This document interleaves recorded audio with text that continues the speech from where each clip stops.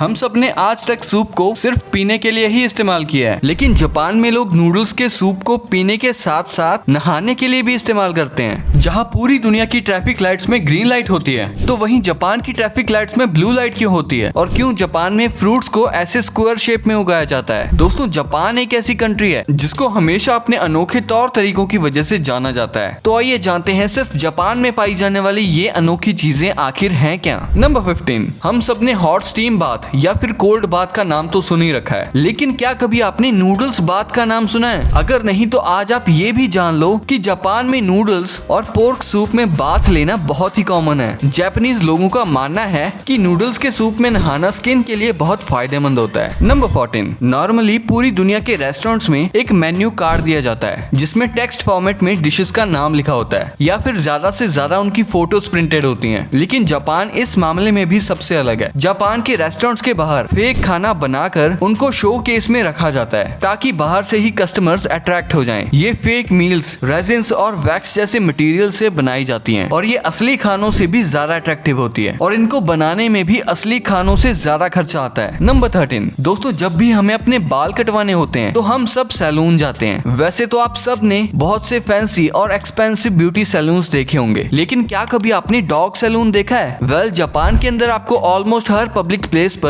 एक ना एक डॉग सैलून जरूर मिल जाएगा। मजे की बात तो ये है कि इन सैलून्स के अंदर बार्बर्स बकायदा कुत्तों को चेयर पर बैठाकर इनके बाल काटते हैं। सिर्फ इतना ही नहीं, बल्कि ये लोग तो डॉग्स के ऐसे ऐसे हेयर स्टाइल्स बनाते हैं कि देखने वाला हैरान रह जाता है। अगर आपको लगता है कि ये सब नॉनसेंस है, तो ये बात सिर्फ कुत्तों के बाल काटने तक ही सीमित नहीं है, बल्कि यहाँ तो डॉग्स की मैनिक्योर और पेडिक्योर भी की जाती है और इवन इन्हें शैम्पू से नहलाकर इनकी मसाज भी की जाती है। आप बिलीव नहीं करोगे कि ये डॉग सैलून्स फुल सर्विस के 30 से 40 हजार रुपए चार्ज करते हैं। इवन डॉग का सिर्फ हेयर कट भी हजारों रुपए में किया जाता है और हमारे यहाँ तो इतने पैसों में पूरी की पूरी दुल्हन ही तैयार हो जाती है। अब इससे बड़ी अनयूजुअल चीज क्या ही हो सकती है। नंबर 12, दोस्तों, अगर पब्लिक टॉयलेट्स की बात की जाए तो ज्यादातर जगहों पर ये गंदे ही होते हैं। हालांकि एडवांस कंट्रीज में ये बाथरूम काफी क्लीन भी होते हैं, लेकिन फिर भी पब्लिक टॉयलेट्स के बारे में लोगों के माइंड में यही कंसेप्ट होता है कि ये बिल्कुल भी साफ नहीं होते। लेकिन जापान की गवर्नमेंट ने लोगों के माइंड से ये चीज निकालने के लिए एक बहुत ही यूनिक सॉल्यूशन निकाला है। ये जो बाथरूम्स आप देख रहे हो, ये जापान के शहर टोक्यो में बनाए गए हैं। इन्हें ट्रांसपेरेंट वॉशरूम्स कहा जाता है। इन्हें ऐसे ग्लास से बनाया गया है कि आप टॉयलेट्स के बाहर खड़े होकर अंदर मौजूद हर चीज को देख सकते हो। लेकिन जैसे ही कोई इन टॉयलेट्स को यूज करने के लिए अंदर जाकर लॉक लगाता है, तो इसकी ट्रांसपेरेंसी खत्म हो जाती है और ये ग्लास एक दीवार में बदल जाता है और इस ग्लास के आर पार दिखना बंद हो जाता है। इन टॉयलेट्स को ऐसा इसलिए बनाया गया है ताकि लोगों के माइंड में पब्लिक टॉयलेट्स को लेकर जो ख्याल है उसे दूर किया जा सके। जैसा कि आप इस वीडियो में देख ही सकते हो कि ये टॉयलेट बाहर से देखने पर बहुत ही क्लीन लगते हैं। असल में ट्रांसपेरेंट होने की वजह से लोग इन्हें गंदा नहीं करते और अच्छी तरह सफाई करके ही बाहर निकलते हैं। ये आइडिया सच में ब्रिलियंट है। नंबर 11, वैसे आपने किटकैट चॉकलेट का नाम तो सुना ही होगा, बल्कि इसका आलमंड फ्लेवर हम में से कई लोगों ने ट्राई भी किया होगा। लेकिन क्या आपको पता है, जापान में किटकैट चॉकलेट के अजीबोगरीब फ्लेवर्स की एक लंबी लिस्ट मौजूद है। इस लिस्ट में सबसे ज्यादा सेल होने वाले फ्लेवर्स हैं किटकैट चिली पेपर यानी लाल मिर्च, शकरकंदी, मकई, सोयाबीन, वाटरमेलन, मैंगो और किटकैट टी फ्लेवर भी है। हालांकि ये तो बस किटकैट फ्लेवर्स की एक छोटी सी लिस्ट है जिसको जापान में बहुत ज्यादा पसंद किया जाता है। नंबर 10, क्योंकि जापान अपनी पॉपुलेशन के हिसाब से बहुत छोटा है, इसीलिए ये लोग कम स्पेस में भी एडजस्ट करने के आदी हो चुके हैं। इनको अपने घर, रूम्स और शॉप्स की स्पेसेस को ऑप्टिमाइज करने की इतनी आदत हो गई थी कि फ्रिज में रखा गोल तरबूज भी जब ज्यादा जगह लेता था तो इनको ये बात भी हजम नहीं होती थी। 1978 में एक जापानीज ग्राफिक डिजाइनर ने पहली बार क्यूब यानी स्क्वायर शेप का तरबूज इंट्रोड्यूस करवाया। ये आइडिया सबको इतना अच्छा लगा कि फार्मर्स ने तरबूज को एक स्पेशल कंटेनर में उगाना शुरू कर दिया। इससे ना सिर्फ तरबूज को ट्रांसपोर्ट करने में जगह बचती थी, बल्कि फ्रिज में भी ये आसानी से फिट हो जाता था। फिर बाद में तरबूज को डेकोरेशन के लिए अलग अलग शेप दी जाने लगी और ऐसे ही यहाँ फ्रूट मोल्ड नाम की कंपनी एप्पल्स को भी स्क्वायर शेप में बनाती है। नंबर 9, रेलवे और सबवे स्टेशंस पर आपने कई स्टाफ वर्कर्स को रूटीन चेकअप करते हुए देखा होगा, जैसे कि टॉर्च की मदद से ट्रेन के नीचे जॉइंट्स और सस्पेंशन को देखना कि वो अलग तो नहीं हो गए। इसी तरह जापान के सबवे स्टेशंस पे स्टाफ वर्कर्स की भी एक अनोखी जॉब होती है। इनको पीपल पुशर्स कहा जाता है। जी हाँ, उनका काम होता है लोगों को धक्का देना। ट्रेन का दरवाजा बंद होने से पहले पीपल पुशर्स का काम होता है कि लोगों को धक्का देकर ज्यादा से ज्यादा पैसेंजर्स को अंदर ठूसा जाए ताकि ट्रेन के अंदर का चप्पा चप्पा यूटिलाइज हो सके। नंबर 8, हमारे देश में शायद ट्रेन का लेट होना बहुत ही कॉमन बात है। इंडिया में ट्रेन एवरेज 53 मिनट्स लेट होती हैं, जबकि पाकिस्तान में एवरेज 2 घंटे तक लेट होती हैं। लेकिन ये चीज हमें कई एडवांस कंट्रीज जैसे कि जर्मनी, फ्रांस और यूएस में भी देखने को मिलती हैं। अमेरिका में लॉन्ग डिस्टेंस ट्रेन 49 मिनट्स तक डिले होती हैं, जबकि जर्मनी में ट्रेन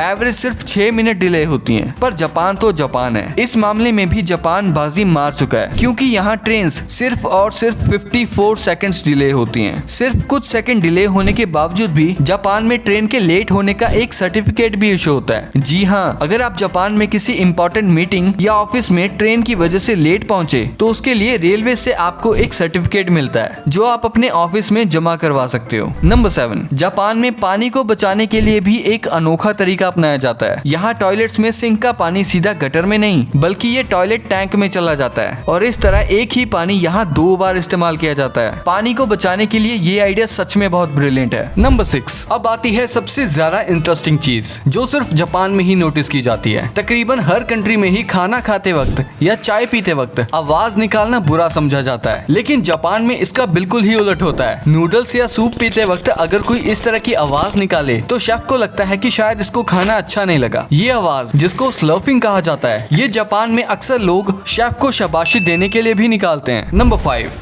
जापान के कल्चर में पूरी कोशिश की जाती है कि नंबर 4 को अवॉइड किया जाए, क्योंकि उनका मानना है कि नंबर 4 बहुत अनलकी होता है। इसी वजह से वो हर चीज जिसमें नंबर 4 आता है उसको जापान में अवॉइड किया जाता है। किसी भी इवेंट में 4 गेस्ट नहीं हो सकते। रेस्टोरेंट्स के टेबल भी 4 नहीं बल्कि 3 या 6 की अरेंजमेंट्स में ही होते हैं। हालांकि जापान के एलिवेटर्स के अंदर 4th फ्लोर का बटन भी नहीं लगा होता। नंबर 4, पूरी दुनिया में मेयोनेज़ को सैंडविच, बर्गर या फ्राइज के साथ इस्तेमाल किया जाता है, लेकिन जापान एक अनोखा देश है जहाँ मेयोनेज़ को आइसक्रीम की टॉपिंग या फिर पैनकेक की टॉपिंग के लिए इस्तेमाल किया जाता है। नंबर 3, ऑफिस में वर्किंग टेबल पे सोना काफी अजीब समझा जाता है। अक्सर ऐसा करने वालों का या तो मजाक उड़ाया जाता है या फिर उसको बॉस के ताने झेलने पड़ते हैं। लेकिन यहाँ भी जापान सबसे अलग है, क्योंकि जापान में ऐसा करना मेहनती होने की निशानी समझी जाती है। नंबर 2, दुनिया के किसी भी ट्रैफिक लाइट के सिर्फ 3 कलर्स होते हैं, रेड, येलो और ग्रीन। लेकिन जापान सिर्फ एकलौता ऐसा देश है जहाँ ग्रीन की जगह ब्लू लाइट लगी देखी जाती है। इसके पीछे जो राज है वो जापानीज लैंग्वेज में ही छुपा है। जापानीज लैंग्वेज में ब्लू और ग्रीन दोनों कलर्स के लिए ब्लू वर्ड ही इस्तेमाल होता है। पहले जापान में भी ट्रैफिक लाइट्स पे ग्रीन कलर ही यूज होता था, लेकिन वो उसको ब्लू कहते थे। लेकिन फिर 1973 में इंटरनेशनल स्टैंडर्ड्स पर पूरा उतरने के लिए और इस कंफ्यूजन को दूर करने के लिए उन्होंने ब्लू और ग्रीन के बीच का एक कलर ट्रैफिक लाइट्स पे लगाने का फैसला किया। और अगर आप किसी फॉरेन कंट्री में गए हो तो आपने देखा होगा कि डेवलप्ड कंट्रीज के अंदर रोड पर चलने वालों के लिए जो साइंस लगाए जाते हैं उनमें एक ह्यूमन फिगर बना होता है। जब सिग्नल रेड होता है तो वो फिगर रुक जाता है और ग्रीन होने पे चलने लगता है। इस मामले में भी जापान दुनिया से अलग है। जापान के पेडेस्ट्रियन सिग्नल्स में एक क्यूट बनी का कैरेक्टर बनाया जाता है। ये बनी इतना क्यूट होता है कि इस लाइट को देखकर मजा ही आ जाता है। इन सिग्नल्स को मिफी ट्रैफिक सिग्नल्स कहा जाता है। इन सिग्नल्स की शेप बिल्कुल जापान की फेमस हेलो किटी की तरह होती है, इसीलिए जापान में रहने वाले लोग इन्हें बहुत ही पसंद करते हैं। एनीवेज जो भी हो, इससे क्यूट सिग्नल दुनिया में और कहीं नहीं हो सकता। नंबर 1, हम सब ने रेस्टोरेंट्स में कई बार अकेले बैठकर खाना खाया है और शायद ये प्रैक्टिस पूरी दुनिया में बहुत कॉमन है। लेकिन जापान के किसी रेस्टोरेंट में अगर आप अकेले बैठकर खाना नहीं खाना चाहते तो आपके अकेलेपन को दूर करने के लिए मैनेजमेंट के पास स्टफ्ड कार्टून कैरेक्टर्स भी मौजूद होते हैं, जिनको अपने सामने वाली सीट पर रखकर अपने अकेलेपन को दूर किया जा सकता है, जैसा कि आप इस इमेज में देख ही सकते हो। तो दोस्तों, ये थी कुछ अनयूजुअल चीजें जो सिर्फ जापान में होती हैं। ये वीडियो तो बहुत अमेजिंग थी, पर ये 2 वीडियोस भी बहुत अमेजिंग है, तो इनको भी चेकआउट करो। और हाँ, इस वीडियो को लाइक नहीं किया है तो इसको अभी लाइक कर दो, और चैनल को सब्सक्राइब नहीं किया है तो अभी कर दो, क्योंकि सब्सक्राइब करने से आपको इससे भी और इंटरेस्टिंग और अमेजिंग वीडियोस देखने को मिलेंगी। मैं मिलता हूँ आपसे अगली वीडियो में, तब तक के लिए कीप द नॉलेज। बोल बाय।